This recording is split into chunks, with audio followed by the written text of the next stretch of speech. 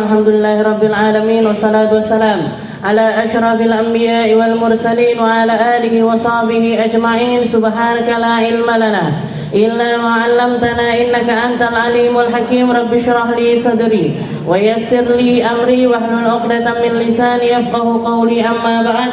Alhamdulillah ala nikmatil Islam, alhamdulillah ala nikmatil iman, wa kafa biha min ni'mah. Alhamdulillah, segala puji bagi Allah Subhanahu wa taala yang memberi kita nikmat Islam iman, memberi kita nikmat tentang syariatnya Nabi Muhammad sallallahu alaihi wasallam, memberi kita nikmat sehat, memberi kita nikmat sempat, memberi kita berbagai macam kenikmatan, sehingga kenikmatan-kenikmatan ini bisa kita gunakan untuk menjadi jalan kita nyari ridhonya Allah Subhanahu wa taala. Nabi Muhammad sallallahu alaihi wasallam mengatakan, "Man salaka tariqan yaltamisu fihi ilman sahhalallahu lahu tariqan ilal jannah." Barang siapa yang menempuh jalan di dalam mencari ilmu, berarti dia sedang mempermudah jalan mereka menuju surganya Allah Ta'ala. Begitu kita dapat ilmunya Allah, kita tahu mana yang halal, mana yang haram, mana yang benar, mana yang salah, di mana tempat saya ibadah dan di mana tempat saya meninggalkan ibadah untuk ibadah. Di mana kita melakukan segala sesuatu bukan atas dasar hawa nafsu kita, tapi atas dasar keinginannya Allah Subhanahu wa taala. Ketika kita sholat, yang kita cari adalah kedekatan kepada Allah. Ketika kita meninggalkan sholat pun juga sebagai bentuk ketaatan kita kepada Allah. Ketika kita puasa, kita nyari ibadah, nyari pahala dari Allah.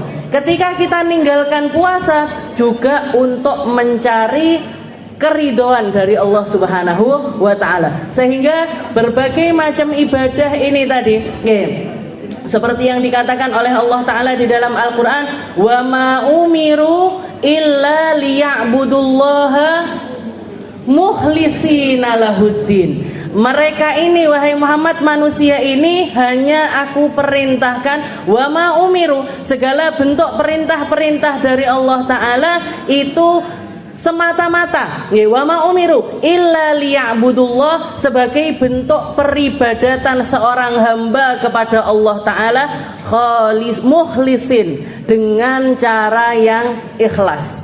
Dengan cara yang ikhlas, ibadah dengan cara yang ikhlas. Ibadah bukan karepe dhewe, ibadah bukan dengan keinginannya sendiri, ibadah bukan dengan hawa nafsunya, ibadah bukan karena kepentingannya, ibadah bukan karena ingin dilihat ini, dilihat itu oleh manusia, ibadah bukan untuk mencari prestis di antara manusia. Mukhlisina lahuddin, mereka ikhlas di dalam peribadatannya kepada Allah Ta'ala. Dan ini nggak bisa dilakukan kecuali dengan ilmu. Kalau nggak belajar nggak bisa, Bu. Kalau nggak ngaji nggak bisa. Bahkan kalau ngaji nggak punya guru nggak bisa. Saku tak ngaji liwat Mbah Google lah. Saya tak ngaji liwat lewat Pak YouTube sama Bu YouTube. Angel. Jadi istilahnya ilmu yang harus kita dapat ini ilmu seperti caranya para sahabat mencontohkan mengambil ilmu. Gimana caranya para sahabat ngambil ilmu? Talaqqiyan minan Nabi sallallahu alaihi wasallam. Mereka ngambilnya dengan cara ditalkin. Talkin itu kayak disuapin, Bu. Disuapin sama Nabi Muhammad, ayat ini, ayat ini, ayat ini, hukum ini, hukum ini, hukum ini. Nanti mereka pulang ke rumah cerita ke istrinya. Istrinya cerita ke anak-anaknya. Anak-anaknya setelah dewasa punya keluarga, seperti itu caranya ngajarin anak-anaknya. Terus sampai zaman sekarang ini. Makanya dikatakan sholat kita, ibadah sholat kita sebagai ibadah utamanya umat muslim, ibadah yang jenengan sehari itu melaksanakannya 5 kali, itu porsi terbesarnya dari keilmuan itu bukan yang ada di dalam buku, bukan yang ada di madrasah yang kita pelajari, bukan yang rukunnya ada sekian, ininya ada sekian, sunnahnya, bukan. Tapi yang jenengan lihat dari orang tuanya jenengan lihat orang tuanya ngelihat orang tuanya, terus nyambung sampai kepada para tabi'in, sampai kepada para sahabat, sampai kepada Nabi Muhammad sallallahu alaihi wasallam. Ainan bi ainin, mata ngelihat mata, mata ngelihat mata, terus seperti itu karena Nabi Muhammad mengatakan shollu kama raaitumuni usolli. Urusan sholatlah kalian sebagaimana kalian melihat saya sholat. Rasulullah nggak pernah ngajarin sholat itu bu ya, sholat itu pak ya, dimulai dengan takbiratul ihram, setelah itu baca iftitah, setelah itu baca fatihah, setelah itu surat, nggak ada bu. Itu semuanya rumusannya para ulama. Rasulullah cuma mengatakan kepada para sahabat, shollu kama raaitumuni usolli. Maka ilmu sholat yang paling, kenapa sholat kita ini menjadi penentu sholat kita ini benar ini, dari mana kita dapatnya? Dari apa yang kita lihat dari orang-orang terdahulu melaksanakannya. Oke, kalau itu orang tuanya jenengan yang nyontohkan pertama kali sholat, ya yang dapat pahalanya orang tuanya jenengan. Kalau yang pertama kali ngajarkan jenengan sholat atau jenengan ngelihat sholat itu bukan di orang tua tapi di guru-guru, berarti di guru-gurunya jenengan yang paling dapat porsi pahala terbanyak dari sholat-sholat yang kita laksanakan. Makanya kalau ditanya orang paling banyak pahalanya ini siapa? Nabi Muhammad SAW. Karena beliau sumbernya kebaikan, dan setiap orang yang melaksanakan kebaikan beliau dapat kiriman pahala-pahala dari setiap kebaikan manusia tersebut. Kita melanjutkannya, makanya kita berumah tangga jangan cuma sekedar kenapa kok nikah? Ya aku kadung jatuh cinta. Wes kadung jatuh cinta itu setahun 2 tahun hilang bu cintanya. Waleh wisan, bendino ketemu, bendino nyepak nemangan, bendino ngudek nih kopi. Waleh, setahun 2 tahun itu bosen. Kalau dasarnya pernikahan itu cinta. Tapi kalau dasarnya peribadatan kepada Allah Ta'ala, saya biar lebih gampang ibadahnya, saya biar sempurna agama saya, nanti kalau dikasih keturunan biar ada yang neruskan sholat saya, neruskan sedekah saya, neruskan puasa saya, neruskan berbagai macam kebiasaan baik yang saya lakukan. Nah, itu bakalan langgeng. Tapi kalau dasarnya cinta, apalagi cintanya cuma tentang perkara-perkara yang nampak. Nyapa kamu kok jatuh cinta sama bapak itu kenapa? Ganteng biyen. Biyen semua laki-laki umur 20-an itu ganteng-ganteng. Baru umur 40 jelebut kabeh. Sama nasibnya kayak kita. Alhamdulillah, kita lanjutkan pembahasan kita masih di dalam kitab At-Taqriratus Sadidah ila an qala al-muallif rahimahullahu taala wa nafa'ana bi ulumi fid dharain amin. Bab muharramatu al-haid wan nufasa alladhi yahrumu bil hadath. Perkara yang diharamkan bagi seseorang yang sedang haid dan juga nifas. Minggu-minggu yang lalu kita sudah bahas sholat haram hukumnya, haram dan tidak sah. Setelah itu tawaf juga semacam itu, haram dan juga tidak sah. Setelah itu yang ketiga megang Al-Quran, membawa Al-Quran dengan segala macam aturannya juga sudah kita bahas. Dan yang kelima kemarin al-lubthu fil masjid, berdiam diri di dalam masjid. Jadi urusan masjid, urusannya masjid sama urusannya Al-Quran itu selalu berbeda dengan perkara-perkara yang lain. Masjid misalkan, masjid itu kan pasti tempat, pasti satu lahan, pasti satu lokasi. Kalau sudah satu tempat ini berubah hukumnya menjadi masjid, maka tempat ini segala hal yang terkait dengannya berbeda dengan lokasi-lokasi yang lainnya, berbeda dengan tempat-tempat yang lainnya. Meskipun itu tetangganya masjid, Meskipun itu pepetane masjid, meskipun itu satu pintu dengan masjid, satu pelataran misalkan sama masjid, tapi masjid punya hukum berbeda, rumah punya hukum berbeda. Orang mau di dalam rumah itu mau ngapain aja terserah. Tapi kalau sudah di dalam masjid, ada banyak perkara yang perlu kita jaga. Ada banyak perkara yang perlu kita jaga, dan ada berbagai macam hukum yang perlu dipatuhi di tempat tersebut. Nggak bisa diperlakukan semena-mena. Nggak boleh kita masukkan kotoran di dalam masjid, nggak boleh. Gak boleh kita melakukan perkara-perkara yang menghilangkan atau membuat kotor masjid dengan kotoran beneran atau kotoran lisan atau kotoran pikiran dan lain sebagainya di dalam masjid. Itu dosanya berkali-kali lipat dibandingkan tempat lainnya. Orang mencuri di tempatnya orang sudah dosa besar. Mencuri di dalam masjid tambah lagi. Mencuri di Masjidil Haram lagi tambah double lagi dosanya. Jadi setiap tempat yang kehormatannya itu lebih, muamalahnya itu berbeda, pahala ataupun dosa yang terjadi di tempat tersebut juga berlipat ganda. Jadi masjid beda. Al-Quran pun juga demikian. Mushaf itu beda hukumnya dengan kitab-kitab yang lainnya. Buku saya ini juga full bahasa Arab. Jadi Takriratus Sadidah ini isinya full bahasa Arab. Nggak ada bahasa Indonesianya sama sekali. Tapi hukumnya beda dengan yang namanya Al-Quran. Hukumnya berbeda dengan Al-Quran. Kalau Al-Quran nggak boleh dipegang kecuali kita punya wudhu. Kalau buku-buku semacam ini boleh kita pegang meskipun kita nggak punya wudhu, bahkan lagi haid, bahkan lagi junub sekalipun nggak masalah. Tapi kalau Al-Quran itu benar-benar sangat berbeda.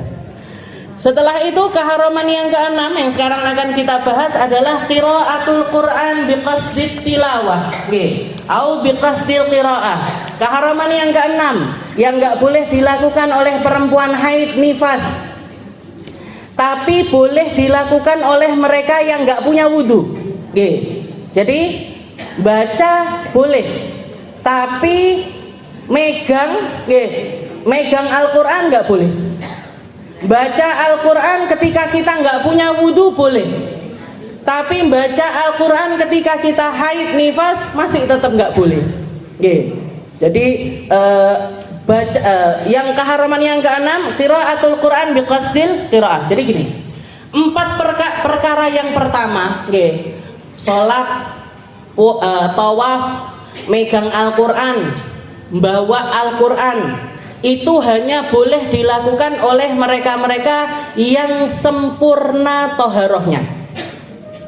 Yang sempurna toharohnya, bebas dari hadas kecil, bebas dari hadas besar. Setelah itu yang kelima sama yang keenam, masuk masjid sama membaca Al-Quran. Jadi masuk masjid dan membaca Al-Quran itu yang diharamkan di dalamnya adalah orang yang junub dan haid. Istilah gini, yang berhadas dengan hadas besar. Yang berhadas kecil masih boleh. Kalau yang pertama kemarin yang 4 itu harus sempurna toharohnya. Kalau yang 2 berikutnya, masuk masjid sama membaca Al-Quran, itu harus mereka-mereka yang minimal tidak berhadas besar. Tidak berhadas besar. Jadi nggak punya wudhu nggak masalah. Jenengan baru datang dari perjalanan, belum sempat ke kamar mandinya masjid, tapi pengen narok mukena di dalam masjid, atau pengen leyeh-leyeh dulu di masjid, pengen delujurni sikil nenggone masjid, karena sudah bengkak ini perjalanan 5 jam misalkan. Jadi jenengan masuk ke dalam masjid leyeh-leyeh dulu, nggak punya wudhu, gimana hukumnya? Boleh. Hukumnya boleh.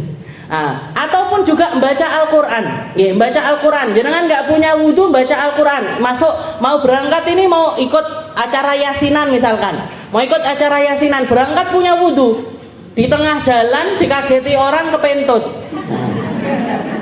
Akhirnya masuk masjid, masuk majelis nggak sempet wudu. Arepe pamit sama tuan rumah izin. Akhirnya gimana, ya sudah ikut yasinan, boleh apa enggak? Boleh. Baca boleh, megang nggak boleh.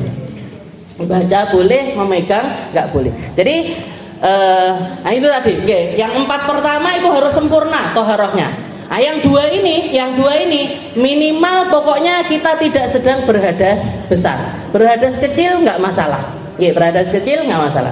Yuhramu 'alal haid wan nufasa qira'atul Qur'an liqauli sallallahu alaihi wasallam. Kenapa kok diharamkan baca Al-Qur'an? Karena Nabi Muhammad pernah mengatakan la yaqra'ul junuba walal haidha syai'an minal Qur'an. Orang yang lagi junub, orang yang lagi berhadas besar, orang yang lagi junub, orang yang sedang haid tidak boleh membaca sesuatu apapun dari Al-Quran. Jadi orang junub, orang haid nggak boleh membaca sesuatu apapun dari Al-Quran. Tapi kalau lagi nggak haid, lagi nggak junub, berarti boleh. Jadi dari kata-katanya Nabi la yaqra'ul Qur'an la yaqra'u syai'an minal Qur'an al-junub walal haid. Orang junub, orang haid itu enggak boleh baca Al-Qur'an. Jadi orang ketika berhadas besar itu enggak boleh baca Al-Qur'an. Tapi kalau berhadas kecil masih boleh. Dari mana ini taunya kalau berhadas kecil ini masih boleh? Dari berbagai macam perkara yang pernah terjadi di zaman Nabi Muhammad SAW. Salah satu contohnya ketika Sayyidina Umar duduk di zaman setelah zamannya Rasulullah SAW, duduk beliau bersama para sahabat yang lainnya baca Al-Quran. Setelah itu Sayyidina Umar berdiri keluar untuk qadha'il hajah, untuk ada ke toilet istilahnya seperti itu. Balik lagi, ikut lagi baca Al-Quran, nimbrung lagi baca Al-Quran. Para sahabat ini ngelihat laisa lahu atharul wudu. Sayyidina Umar datang itu tidak dalam keadaan punya bekas-bekas wudu. Orang habis wudu itu kan pasti kelihatan, wajahnya basah, tangannya basah. Nah, ini Sayyidina Umar nggak kelihatan basah, padahal tadi pamitnya mau ke toilet, mau ke kamar mandi, otomatis kan berarti berhadas kecil.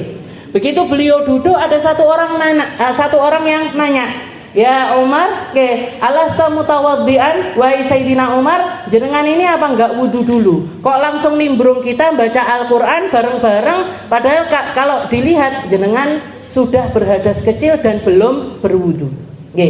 Saya ganti balik ditanya sama Sayyidina Umar, man aftaka bihadza? Siapa yang menfatwakan kamu tentang hal tersebut? Kalau orang baca Al-Quran itu harus punya wudu.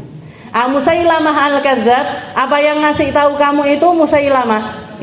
Karena yang nanya ini salah satu orang golongan dari Bani Hanifah, dari sukunya Musailamah al-Kadzab. Kenal jenengan Musailamah al-Kadzab? Siapa Ustaz Musailamah itu? Musailamah itu ada satu orang dari Bani Hanifah, sezaman sama Nabi, bikin fitnah yang besar dengan cara dia mengatakan Jibril yang datang kepada Muhammad juga datang kepadaku. Jibril yang turun kepada Nabi Muhammad juga mendatangi aku. Dia membawakan ayat-ayat seperti yang dibawakan kepada Rasulullah Shallallahu Alaihi Wasallam. Jadi ngaku jadi nabi. Musailamah ini ngaku jadi nabi. Tapi kalau dilihat ayat-ayatnya itu lucu-lucu. Salah satu ayat, saya kasih beberapa contoh ayatnya Musailamah. Ayat Al-Quran yang dibacakan sama Musailamah, katanya Musailamah, al-fil, wa ma adraka mal-fil, hayawan jismuhu kabir, khurtumuhu tawil, udunuhu kabir. Jadi istilahnya gitu. Katanya Musailamah ada ayat Al-Quran ini, bacaannya al-fil. Apa al-fil? Gajah. Wa ma adraka mal-fil, tahu nggak kamu apa itu gajah? Hewan yang badannya besar, ininya belalainya panjang, kupingnya besar, matanya kecil katanya. Nggih, ainuhu shaghir. Nggih, katanya orang komentarnya orang-orang yang mau mikir, nggih, orang-orang yang mau mikir mereka mengatakan ma ajhala Musailamah bilughati qaumi. Betapa bodohnya Musailamah dengan bahasa ibunya sendiri. Nggih. Kenapa? Dia pengen nirukan Al-Qur'an, pakai uslubnya Al-Qur'an, Al-Qari'ah wa ma adraka mal Qari'ah, gitu. Al-Qari'ah, satu guncangan yang terjadi di akhir zaman nanti. Wa ma adraka, tahukah kamu apa itu Al-Qari'ah? Jadi wa ma adraka itu kalimat yang dipakai untuk menggambarkan sesuatu yang jauh, sesuatu yang nggak bisa diraba dengan panca indera kita. Kiamat, apa itu kiamat? Oke. Allah Ta'ala ingin menggambarkan satu masa di mana masa itu nggak akan kita bisa tahu, nggak bisa dilihat, nggak bisa dirasakan. Nah, sedangkan Musailamah, siapa yang nggak ngerti gajah itu loh, siapa? Anak umur 2 tahun, 3 tahun terus ketemu gajah misal. Jenengan bawa ke secret zoo, jenengan bawa ke kebun binatang udah ketemu sama gajah. Lah kok dia bikin ayat al-fil wa ma adraka mal fil. Gajah, tahukah kamu apa itu gajah? Semua orang tahu gajah. Gak usah dijelaskan, apalagi jadi ayat Al-Qur'an. Jauh sekali dari itu. Oke. Setelah itu juga ada ayatnya Musailamah, dia mengatakan wazari'ati zar'a. Oke, wazari'ati zar'a wal hasidati hasda wat tahinati tahna watsariyati sarda. Oke, watsariyati sarda wal laqimati laqma. Apa katanya Musailamah? Perempuan-perempuan yang nanam tanaman, setelah itu manen, setelah itu ditumbuk biji-bijinya, setelah itu dibikin bubur, setelah itu didulang ning gone wong-wong. Jadi istilahnya sampai ada orang yang mengatakan kalau ayat-ayatnya Muhammad itu turun ila qalbina, ke hati-hati kita, kalau ayat-ayatnya Musailamah itu turun ke perut-perut kita gitu. Bikin orang lapar, nginget-nginget riwayatnya makanan yang nyampe ke kita. Jadi Musailamah, jadi yang nanya kepada Sayyidina Umar ini salah satu min Bani Hanifah. Makanya Sayyidina Umar mengatakan man aftaka bihadza, siapa yang menfatwakan kamu tentang hal ini kalau orang baca Al-Qur'an itu harus punya wudu. Siapa yang fatwakan kamu? Musailamah. Apakah Musailamah yang ngomong seperti itu? Nah, ini dari sini para ulama faham kalau orang baca Al-Qur'an itu enggak harus punya wudu. Enggak harus punya wudu. Lagi berhadas kecil boleh, tapi ketika berhadas besar itu enggak boleh. Diambil dari hadisnya Nabi ini tadi, la yaqra'ul junub walal haid syai'an minal Qur'an. Orang junub, orang haid enggak boleh baca Al-Qur'an. Wa inna ma tuhramu qira'atul Qur'an bisyurutil atiyah. Jadi sekali lagi, tapi pengharaman membaca Al-Qur'an itu dengan 2 syarat. Kalau dia memenuhi 2 syarat ini hukumnya haram. Kalau tidak memenuhi 2 syarat ini hukumnya enggak haram.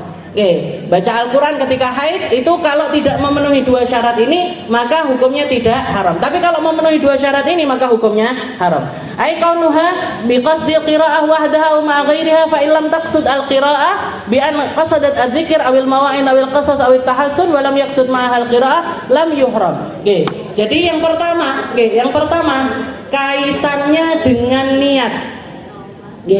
Jadi baca Al-Quran yang hukumnya haram ketika haid itu kalau niatnya murni tilawah, murni qiraah, murni membaca Al-Quran. Tapi kalau niatnya bukan untuk qiraah maka itu masih boleh. Seperti niat apa yang boleh? Niat belajar mengajar boleh. Jenengan guru Al-Quran, guru tahfidz misalkan, guru Al-Quran, guru tahfidz. Punya anak murid 5 orang, 6 orang yang setiap hari itu datang ngaji sama jenengan. Ketika kita lagi haid, boleh nggak tetap talqin Al-Quran atau ngajarkan mereka Al-Quran? Boleh. Jadi kalau niatnya belajar mengajar boleh. Niatnya ceramah boleh. Misalkan saya lagi dalam keadaan haid, saya ngutip-ngutip ayat Al-Quran untuk cerita ke jenengan, boleh apa enggak? Boleh. Nah, Jadi kalau niatnya ngajar, niatnya ngasih nasihat, niatnya belajar, belajar mengajar, ngasih nasihat, atau juga litahassun, untuk menjaga diri, untuk menjaga diri. Jangan biasa baca al-ma'thurat misalkan, zikir pagi, zikir petang. Di situ ada ayat-ayat Al-Qur'an yang dibaca. Misalkan ada ayat kursi, ada Al-Ikhlas, ada Muawwidzatain dan lain sebagainya. Jangan sudah rutin baca doa-doa tersebut. Lagi haid boleh apa enggak baca? Boleh. Jangan biasa rutin baca Rotibul Haddad. Sama juga di dalamnya ada zikir-zikir semacam itu. Pagi setiap habis maghrib baca. Lagi haid boleh apa enggak? Boleh. Jangan biasa baca Yasin setiap subuh.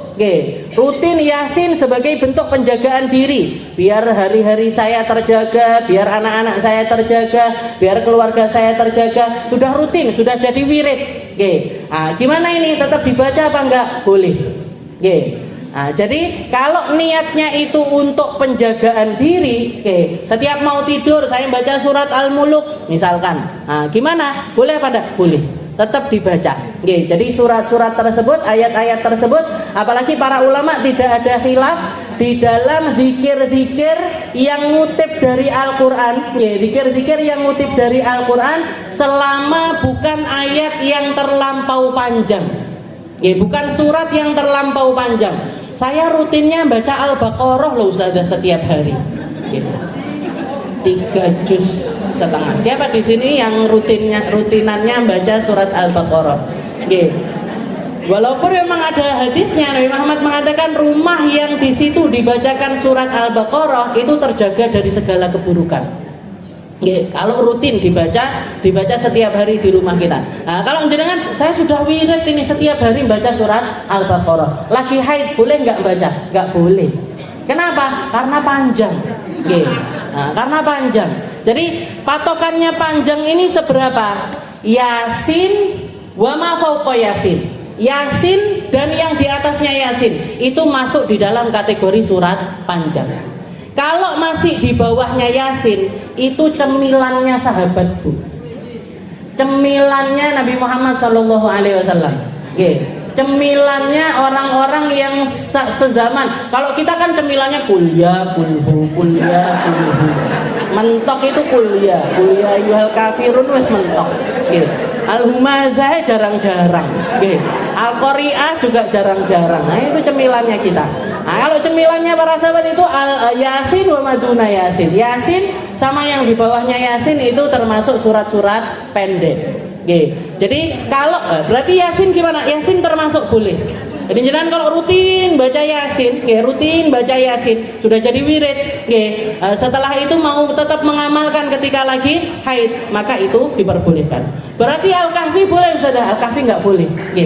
Al-Kahfi lebih panjang daripada kalau di sini setiap Jumat baca Kahfi, Ustazah Rohimah lagi haid misalkan, cari pengganti untuk baca Kahfinya. Karena kalau kita haid tetap nggak boleh baca Kahfi karena suratnya termasuk di dalam surat yang panjang, bukan surat yang pendek. Jadi itu yang pertama, syarat yang pertama, niatnya murni niat tilawah. Jadi yang harus kita hentikan ketika kita lagi haid ini apa? Juzuk yang jenengan baca secara tartib. Juzuk yang jenengan baca setiap dengan tartib. Jadi misalkan jenengan setiap hari ngaji 1 juz atau setengah juz. Nah itu begitu haid berhenti dulu.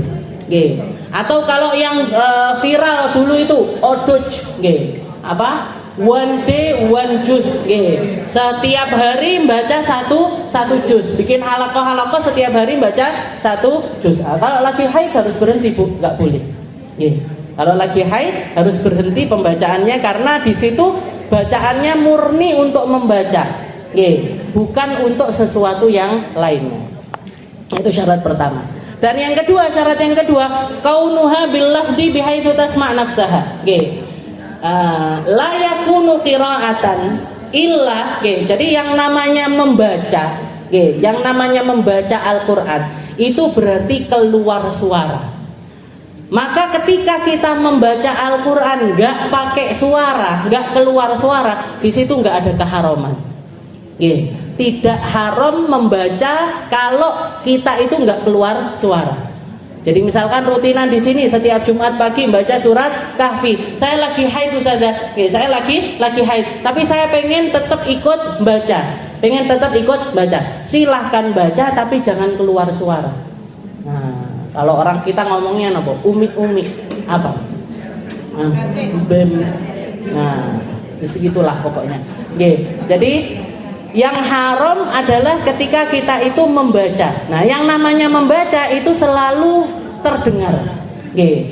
Makanya rukunnya sholat, jangan di dalam rukun sholat itu ada beberapa rukun yang hukumnya itu adalah qiraah.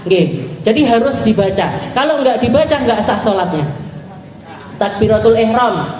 Nggak boleh kita Allahu Akbar itu.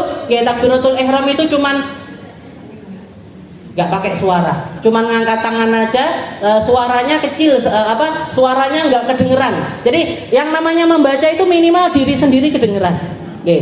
Allahu Akbar itu telinga kita kedengeran, maka di situ sudah termasuk membaca. Al-Fatihah itu rukun qauli, rukun yang dibaca. Jadi kalau nggak dibaca atau jenengan bacanya cuma di dalam hati, nggak sah, Bu. Mau itu imam, mau itu makmum harus baca. Bismillahirrahmanirrahim. Alhamdulillahirabbil alamin. Arrahmanirrahim. Maliki yaumiddin. Harus kedengaran suaranya. Setelah itu juga tasyahud akhir. Nah, tasyahud akhir itu juga harus dibaca. At-tahiyatul mubarakatus salawatut thayyibatu lillah ila akhirih. Sampai innaka hamidum majid. Nah, itu semuanya harus dibaca. Dan yang terakhir salam. Assalamualaikum warahmatullah. Assalamualaikum warahmatullah. Nah, itu juga harus keluar suara. Nah, 4 tempat ini di dalam sholatnya jenengan. Kalau sholat 4 tempat ini harus baca dan keluar suara. Mau itu kita jadi makmum, mau itu kita jadi imam, harus keluar suara. Mau itu di sholat sirriyah, mau itu di sholat jahriyah, mau itu di sholat duhur asar yang biasanya bacaannya itu nggak kedengeran, atau di sholat maghrib isya subuh yang suaranya itu biasanya kedengeran, tetap rukun qauli itu tetap harus dibaca. Tapi kalau jadi makmum yo ojo banter-banter. Saingan nanti sama imamnya. Imamnya mau coba Bismillahirrahmanirrahim. Alhamdulillahirabbil alamin. Jare imamnya iki ibu-ibu iki nyapo kok istilahnya. Jadi 2 syarat itu tadi. Syarat yang pertama adalah biqasdil qiraah, niatnya, niat membaca Al-Qur'annya ini harus dibenahi, harus kita harus kita tahu saya membaca Al-Qur'an ini niat saya apa. Saya membaca Al-Qur'an ini niatnya apa? Kalau niatnya untuk belajar, mengajar, tahassun, ngasih nasihat dan lain sebagainya, maka nggak masalah. Nggak masalah dengan membaca Al-Qur'an.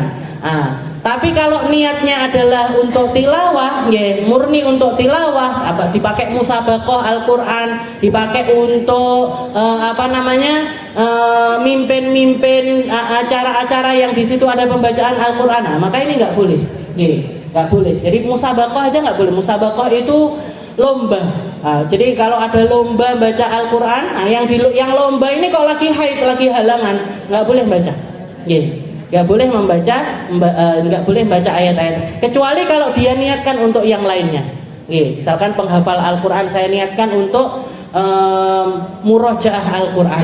Saya niatkan untuk ngasih faedah buat orang-orang yang dengar dan lain sebagainya. Di situ hukumnya boleh. Yang kedua, harus kedengeran suara. Kalau nggak kedengeran suara, maka hukumnya tidak haram. Kaunuha bil lafadz min ghairi tahrikil lisan. Kadzalika an-nadhar fil mushaf min ghairi tahrikil lisan. Begitu juga dengan melihat Al-Qur'an tanpa menggerakkan lisan, tanpa ada suara, itu juga tetap diperbolehkan. Wa ajma'a fuqaha ala jawazi tasbih wa tahlil wa sa'iril adhkar ghairal Qur'an lil haid wan nufasa. Dan para ulama sepakat tentang pembolehan baca tasbih, baca tahlil, baca zikir-zikir apapun itu untuk orang yang haid ataupun juga nifas. Jadi semua zikir-zikir ataupun juga sholawat-sholawat, tasbih-tasbih yang bukan masuk di dalam kategori Al-Quran itu boleh dibaca oleh mereka yang haid ataupun nifas. Kalau ini biasanya rutinannya orang-orang NU itu banyak sekali. Rutinan baca Dalail Khairat. Gimana? Saya haid boleh apa enggak? Boleh. Di rumah saya jangan kalau mau ikut ada rutinan burdah, ada rutinan maulid tiba, ada rutinan maulid azab, barzanji dan lain sebagainya. Ini semuanya apa? Ini semuanya bukan Al-Quran. Baca Aqidatul Awam misalkan, baca sholawat nariyah, baca sholawat munjiyah, baca sholawat-sholawat macam-macamnya sholawat yang biasanya jadi amaliyahnya orang-orang Nahdlatul Ulama. Maka itu gimana hukumnya? Boleh. Jenengan tetap hadir di majelis-majelis tersebut, megang bukunya, ikut baca, semuanya diperbolehkan. Kenapa? Karena semuanya bukan termasuk ayat-ayat, istilahnya tidak diambil dari Al-Quran. Walaupun biasanya ada kutipan-kutipan Al-Qurannya. Walaupun biasanya ada kutipan-kutipan Al-Quran atau ada ayat-ayat pendek dari Al-Quran, Al-Ikhlas biasanya masuk, An-Nas, Al-Falaq. Nah itu nggak masalah, nggak masalah untuk dibaca karena sudah masuk di dalam kategori zikir-zikir yang lainnya. Apalagi kalau kita mengamalkannya secara rutin. Kalau kita ngamalinnya secara rutin itu menjadi wirid. Sesuatu yang diwiridkan itu selalu memiliki hukum khusus juga. Orang kalau punya wirid sesuatu itu ada banyak pembolehan di situ. Kayak contohnya misalkan nanti kalau mau masuk bulan Ramadan, 15 hari terakhir dari bulan Sya'ban, jadi 15 hari menjelang bulan Ramadan itu namanya an-nisful akhir min Sya'ban, setengah akhir dari bulan Sya'ban. Di hari-hari tersebut, Bu, di hari-hari tersebut haram hukumnya puasa. Dan orang yang puasa di hari-hari tersebut puasanya nggak sah. Jadi haram puasa dan hukum puasanya juga tidak sah. Kecuali, tapi ada pengecualiannya. Siapa yang dikecualikan? Kecuali kalau puasa yang dilakukan ini pertama adalah puasa wajib. Jenengan masih punya utang Ramadan berapa? 5. Masih punya utang Ramadan 5. Sudah masuk setengah terakhir dari bulan Sya'ban. Gimana ini? Boleh nggak saya ngodoi puasa saya? Boleh. Bahkan hukumnya wajib. Bukan cuma boleh, tapi hukumnya wajib. Kenapa? Karena puasa yang kita lakukan adalah puasa wajib. Jadi kalau puasa wajib tetap boleh. Setelah itu yang kedua, orang-orang yang gandeng puasa dengan sebelum setengah terakhir dari bulan Sya'ban. Jadi misalkan puasa Ayyamul Bid tanggal 13, 14, 15 bulan Sya'ban dia puasa. Jadi tanggal 13, 14, 15 yang kita kenal dengan Ayyamul Bid, puasa mutih. Puasa ketika matahari itu bulan itu gerhana, lagi di tengah-tengah bulan, jadi lagi fullnya bulan. Puasa tanggal 13, 14, 15. Setelah itu kerentek di dalam hati, wes tak bablas nih lah sampai tanggal 16. Gimana hukumnya? Boleh. Bablas lagi 17, boleh. 18, 19, 20, boleh. Tahu-tahu tanggal 21 enek manten, jenengan nggak puasa. Tanggal 21-nya mantenan nggak puasa. Gimana? Lanjut lagi tanggal 22 boleh apa enggak? Enggak boleh. Karena sudah terputus, maka yang setelah terputus ini hukumnya nggak boleh. Yang sebelumnya tetap boleh. Jadi kalau nyambung dari setengah sebelumnya itu hukumnya boleh. Yang terakhir yang diperbolehkan juga semua orang yang sudah punya wirid puasa. Jadi dari sebelumnya dia rutin Senin, Kemis, Senin, Kemis, Senin, Kemis. Masuk setengah terakhir dari bulan Sya'ban, gimana? Boleh nggak saya tetap Senin Kemisan? Boleh. Sampai menjelang Ramadan. Lek Ramadan ya jangan Senin Kemis toh. Ramadan ya setiap hari harus puasa. Mau lanjut sampai Ramadan bahkan Senin Kemis. Gitu. Jadi seperti itu. Nah, itu tadi orang yang punya wirid itu selalu punya ketentuan khusus. Termasuk ini tadi. Oke. Jadi baca Al-Qur'an kalau sudah diwiridkan ketika kita lagi haid boleh. Masih tetap boleh dibaca, tapi itu tadi, yang penting bukan surat-surat yang terlampau panjang. Yasin ke atas itu masuk panjang, maka nggak boleh diwiridkan. Kalau di bawahnya Yasin masih boleh. Iya, masih boleh untuk dilaksanakan. Wa ijma'al fuqaha ala jawazi tasbih wa tahlil wa sa'iril adkaril Qur'an lil haid wan nufas. Wa sabi'as shaum, yang ketujuh, keharaman yang ketujuh adalah melaksanakan puasa. Nah, puasa ini juga sama keharamannya dengan sholat dan juga tawaf. Bukan cuman haram hukumnya, tapi haram dan tidak sah. Haram dan tidak sah. Jangan Ramadan kok puasa, lagi haid, lagi halangan, tapi kok puasa, hukum puasanya haram. Haram itu berarti kena dosa. Selain kena dosa, juga wajib tetap mengqadha di hari yang lainnya. Karena puasa hari itu hukumnya tetap tidak sah. Jadi ajma'atil ummah ala tahrimis shaum 'ala al-haid wan nufasa wa 'ala annahu la yasihu shaumaha. Jadi para umat, seluruh umat, bahkan bukan cuman ulama aja, seluruh umat mengijma'i ini, sepakat atas hal ini, bahwasanya puasa bagi orang haid, nifas itu hukumnya haram dan tidak sah. Wala yasihu shaumaha. Wa dalil 'ala tahrimis shaum hadits Aisyah radhiyallahu anha alladzi rawahu Muslim. Dan dalilnya adalah hadisnya Sayyidah Aisyah yang diriwayatkan oleh Imam Muslim, qalat kunna nu'mar biqada'is shaum wa la nu'mar biqada'is shalah fadalla 'ala annahunna kunna yuftirna.